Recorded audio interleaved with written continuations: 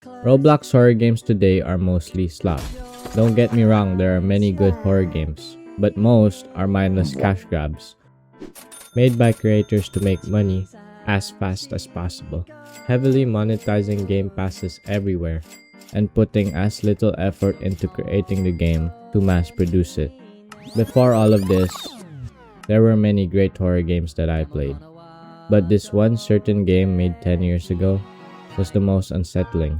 I felt uncomfortable, yet it was just a simple Roblox puzzle game. This is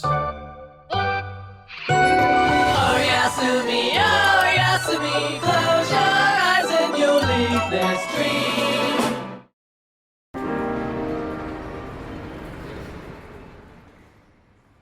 Liminal spaces. What are they? You probably first think of the backrooms, the emptiness, the paranoia, and the odd feeling it gives you that you are completely alone, or at least almost. These types of spaces feel nostalgic yet make you feel uneasy. There are many Roblox liminal space games that have insane graphics, like Apeirophobia or Unseen Liminality. Yet this game is my personal favorite. Identity Fraud is a game created by Team Motherboard that was released in 2016.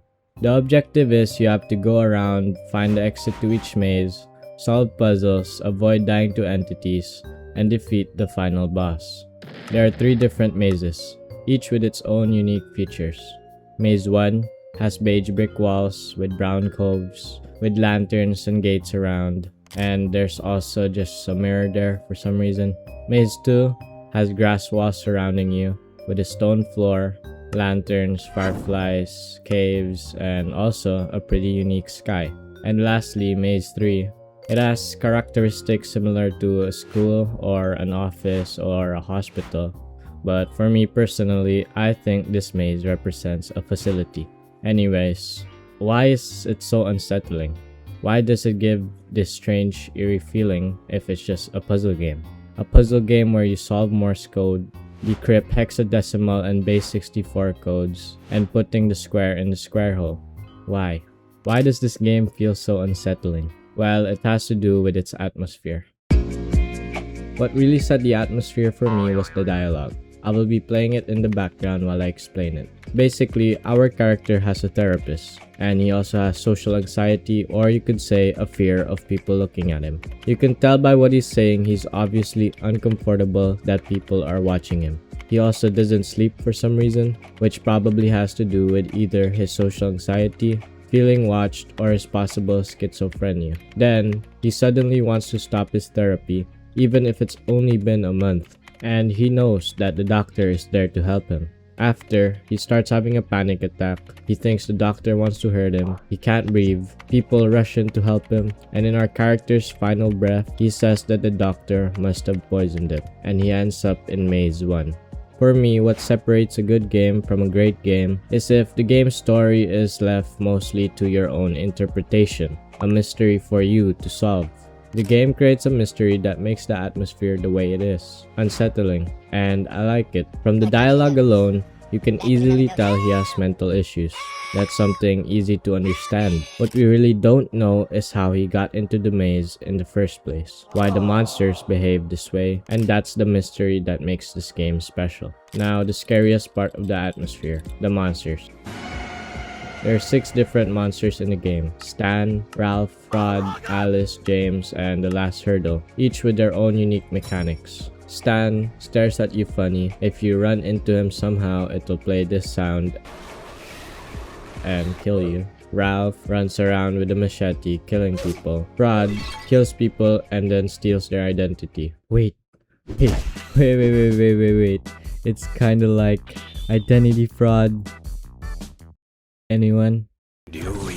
Alice stalks you, and if she catches you, she will kill you. James kills you if you move too much in front of him. And the last hurdle, the final boss, mostly just throws bombs and has lasers to kill you. Anyways, let's get back to the mystery. How did we get here? I have 2 possible theories. First, he's schizophrenic, and second, he's in a facility being tested on. Let's get in depth with these theories, starting with the schizophrenia theory. First, what is schizophrenia? Schizophrenia is a mental health condition that affects how people think, feel, and behave, resulting in hallucinations, delusions, and disorganized thinking and behavior. These hallucinations and delusions consist of hearing things that others don't and firm beliefs about things that are simply not true.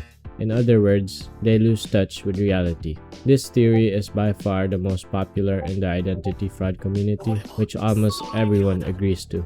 This guy here explains this theory perfectly. I'll leave his video in the top right corner over here. But basically, our character most likely has schizophrenia, and this entire thing is in his head, a hallucination. We can tell because he is having hallucinations such as hearing a door knocking and occasional footsteps when there is no door and no walking. He is also having delusions, thinking the doctor is there to hurt him, that he poisoned him, when it's simply not true. He also has disorganized thinking and behavior. He knows that the doctor is there to help him, yet he wants to quit the therapy, fitting every symptom of schizophrenia. All the boxes ticked. Not only that, but hallucinations can also heavily incorporate a person's phobias and fears. That's why the monsters behave the way they do. He is scared of people watching him, staring at him. That's why literally every monster stares at him and follows him around everywhere, especially Stan. And if it wasn't enough proof for you, in the first thumbnail you see, there is a code, and when decoding it, you will see this. So yeah, that's basically the whole schizophrenia theory. The next theory, the facility theory, it's my own personal theory.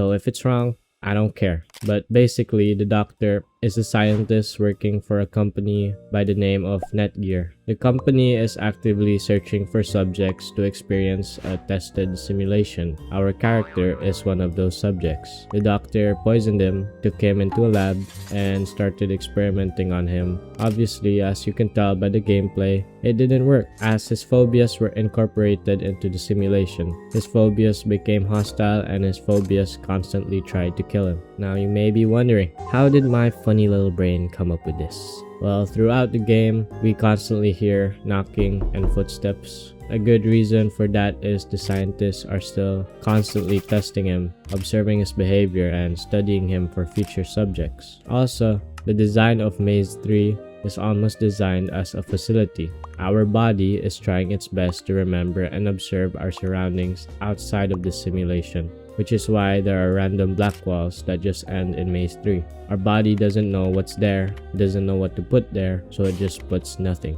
There are also secret Easter eggs in the game, such as the Netgear room, which might just be an inside joke with the creator and his friends, but I don't care, okay? I'm putting that in my theory. I don't care what anybody has to say. Anyways, that's my whole theory, and personally my favorite. Scientist test subject. Subject fear becomes scary. Fear want to kill him. Subject observe surrounding in simulation.